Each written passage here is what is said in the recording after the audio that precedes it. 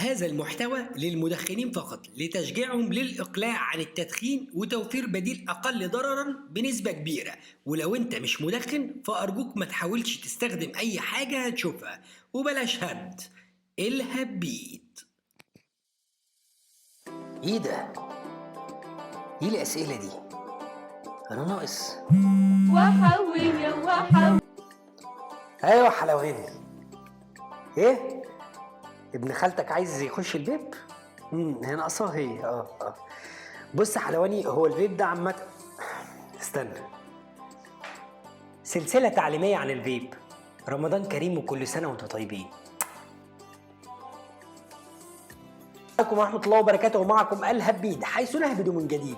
كل سنة وانتم طيبين بمناسبة الشهر الكريم. النهاردة بقى مفيش أي حلويات معانا، لكن النهارده معانا سلسله جديده عملناها انا وحلواني بتتكلم عن اساسيات الفيب. هنشرح فيها الفيب وانواعه وازاي تحدد البديل الامثل لكيفك، وهنبتدي باكتر كلمتين الناس بترددهم في عالم التبخير الالكتروني: الدي ال والام تي ال. ودول بقى صديقي اختصارات. يعني الدي ال يا صديقي اختصار للدايركت لانج، على صدرك على طول، يعني زي ما تقول بالبلدي كده يا صديقي نفس شيشه. والام تي ال هو اختصار ماوس تو لانج، اللي هو بالبلدي كده على بقك وبعد كده على صدرك زريبيو، يعني يا صديقي نفس السيجاره. الحلقه كلها انفاس يا صديقي. المهم بقى تعالى كده بس قرب لي يا صديقي، عشان الكلام ايه في ايه مش كده، في كورونا، ارجع شويه. الكلام ده مهم ليه؟ عشان احنا هنشرح البديل الافضل والامن للشيشه، وهو الدي ال. وده بيعتمد في الميكانيزم بتاعه او طريقه التشغيل ان انت بتسحب البخار من التانك على صدرك على طول.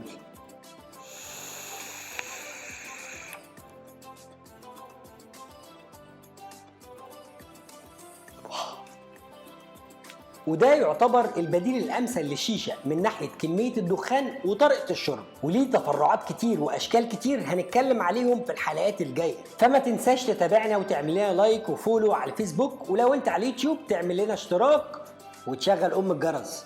نرجع بقى لموضوعنا وهو الدي ال. الدي ال بنستخدم السائل الاساسي ليه بنسبه خلط 70 ل 30، تحديدا ال70 بيبقوا جليسرين وال30 بيبقوا بروبلين، ونسبه النيكوتين فيه بتبقى من 3 أو 6 وما تزيدش عن كده. ودلوقتي يا صديقي نخش على معشوق الجماهير والمحبب بالنسبه لي وبالنسبه لناس كتير، وهو الام تي ال. ده صديقي هيخليك تبدل السيجاره بتاعت ساعه الصبحيه مع كوبايه القهوه بالفيب. الام تي ال ده يا صديقي لو فاكر ولو ناسي برضه هفكرك، ده اختصار لماوس تو لانج زي ما قلنا. من ابو اخر يا صديقي هو بيتشرب عن طريق ان انت من الفم للصدر، يعني ان انت تاخد نفس في بقك وبعد كده ترميه على صدرك على مرحلتين يعني.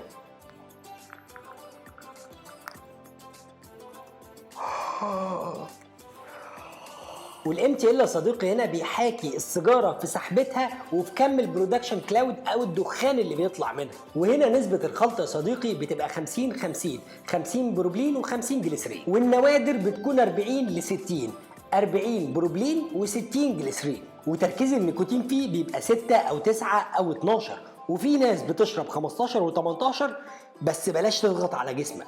وهنتكلم عن الخامات المستخدمه والتركيزات بتاعت النيكوتين في الحلقات الجايه، عشان يا صديقي لو حبيت تطبخ بنفسك الليكويد بتاعك بالحب اتجمعنا. يا نهار اسود، دي كانت مأساة.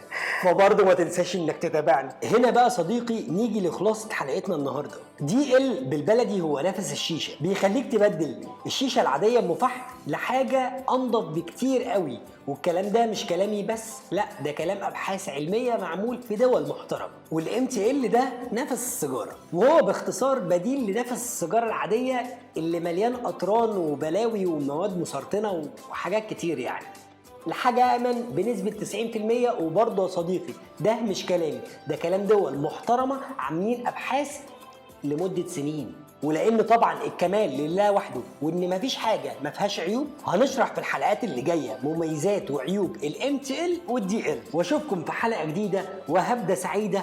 وكان معكم الهبيد يهبد حيثما شاء وقتما شاء أينما شاء.